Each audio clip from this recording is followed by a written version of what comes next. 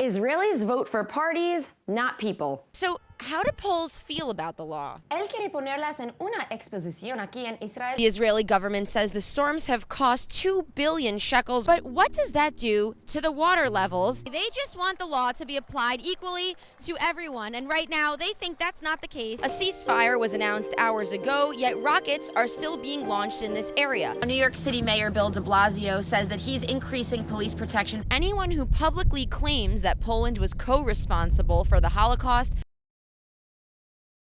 Hello, and thanks for joining us from our studios in Israel. I'm Shanna Fuld, here with ILTV's Morning Brief. We may be on the other side of the world from California, but there are plenty of cries from Israelis following the sudden death of basketball legend Kobe Bryant. If you're on the subway in New York and you don't have a mirror, Aaron, please. Please. Perfect. Yeah. The new Israeli shekel is actually doing very well in the global economy. Though again, depending on where you live, this is either great news or really bad news. ILTV's Shanna Fuld is here with this special report. Shanna? So doctors, professors, rabbis are taking this very public moment here in Israel to acknowledge a genocide in China. I spoke with a Holocaust survivor, and she's one of the many people that are signing on to this petition. Let's take a look at my report. The exact numbers are unclear, but it is thought that between 1 and 3 million Muslim minorities are being held in detention camps in Xinjiang, China's western region. Called a cultural genocide, reports say Chinese nationalists are trying to drive out religious minorities from China, including Uyghurs, Kazakhs, and other Muslim minorities.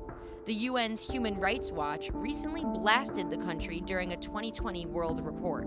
Abroad, the Chinese government is increasingly using its growing economic and diplomatic clout to silence critics and to carry out the most intense assaults on the global system for enforcing human rights that we've ever seen. The Chinese government has said the camps are meant to offer job training while eradicating religious extremism and teaching Mandarin. But a series of leaked government documents suggest government heads are ethnically cleansing people and forcing them to lose their religious identities while causing them physical and even sexual harm. And now, more than 100 Israeli professors, doctors, rabbis, and Holocaust survivors around Israel are signing a petition calling on world leaders to acknowledge the genocide and take a moral stance. The petition is rolling out as 45 leaders from around the world roll in to Israel to commemorate 75 years since the liberation of Auschwitz. Those who signed on say never again means you have to take action against any kind of genocide. But Chinese global television anchors say Western reports of Muslims gone missing from society are baseless and that the numbers come from questionable studies. We questioned local government officials about this, and the answer we got was among the 100+ missing Uyghurs, half of them cannot be verified due to incomplete information such as misspelling of names, and a third are under criminal investigation or convicted criminals.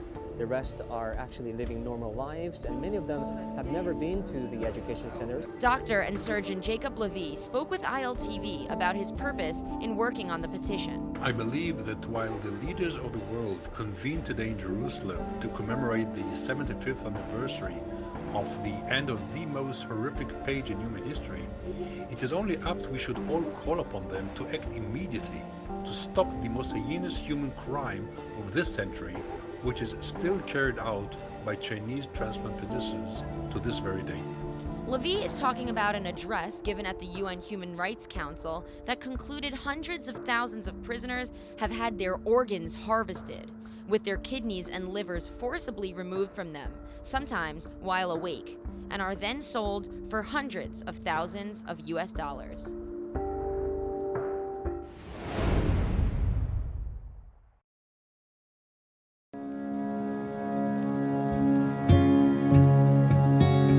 Every year, on the first Sunday of October, around 500,000 evangelical Christian groups around the world pray for the peace of Jerusalem. And this year, hundreds have boarded a plane to the Holy Land to pray and sing together in a special annual event. And the time the airplane came, it's arrived here, I just felt I'm home. It's called the Global Day of Prayer for the Peace of Jerusalem. And this week, the Ha'as Promenade was filled with 33 pastors from Brazil, U.S. Ambassador David Friedman, church groups from Alabama, and the event founder, Bishop Robert Stearns. Every single year we see two things. We see the growth of more and more nations, more and more churches participating, younger and younger people coming to the land. But then we see something else. We see more and more Jews and Christians becoming friends. Isaiah said thousands of years ago that the house of God will be the house of prayer for all nations, and all the nations will come here and pray for the peace of Jerusalem. Evangelical Christians are considered the largest group of Israel supporters outside of the Jewish people themselves. It makes sense. Many believe that all of the Jews must gather in Israel in order to ensure the second coming of Jesus Christ. I see myself as a Christian differently than I did before coming to this land.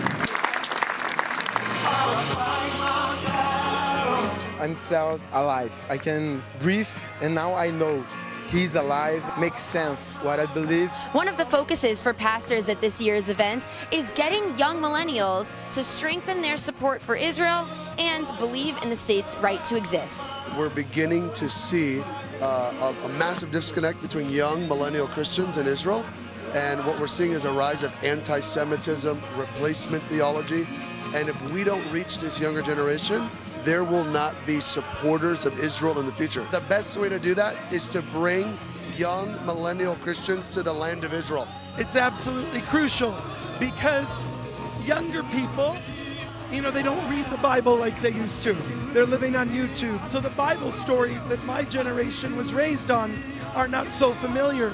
So when you bring them here and they see it firsthand, it moves their heart. There's a new breed of Christian on the earth. I think for a long time, for 2,000 years, Christians have not been good friends, good younger brothers to Israel. And we are fighting to see the tide turn, to see a new breed of Christian raised up, but are going to say to Israel, your God is my God and your people is my people.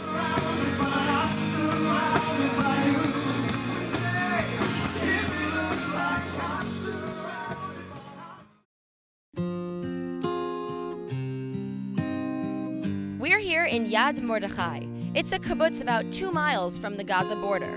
When an alarm sounds, there's 15 seconds or less for people to get to safety. Most people in Israel are able to run into a shelter room close by when there is a security threat. But what do senior citizens do if they can barely walk? I help them. We can save ourselves, but them, how they can run? How? You see them. They are in the bed. They cannot come. Sí, que si camino por la calle y me caigo, enseguida puede llegar alguien que me ayude o a levantarme o sabiendo en el estado en que nosotros estamos viviendo. Beit HaOren is the senior home within the Yad Mordechai kibbutz community. And since Tuesday, more than 450 rockets have been fired from the Gaza Strip towards central and southern Israel. The Palestinian Islamic Jihad is retaliating for the killing of its commander Abu al-Atta, who Israeli security believed was planning a massive attack on the country.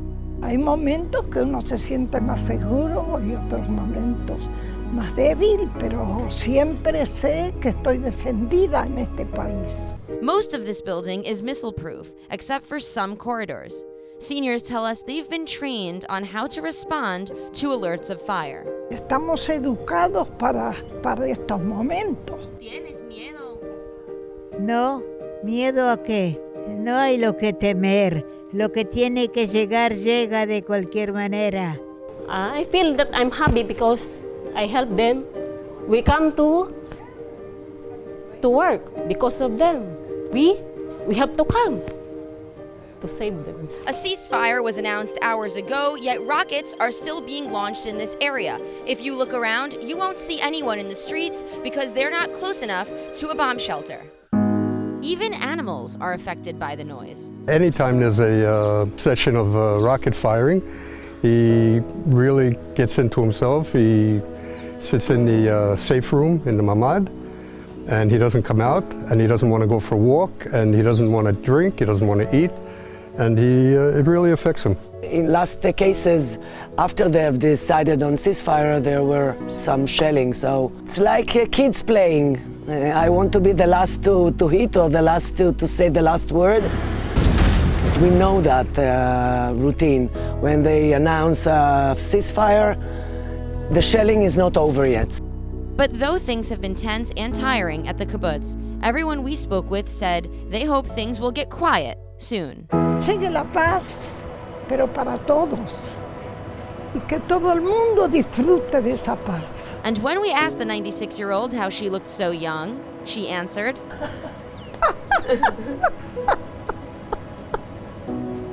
Porque trabajé toda mi vida.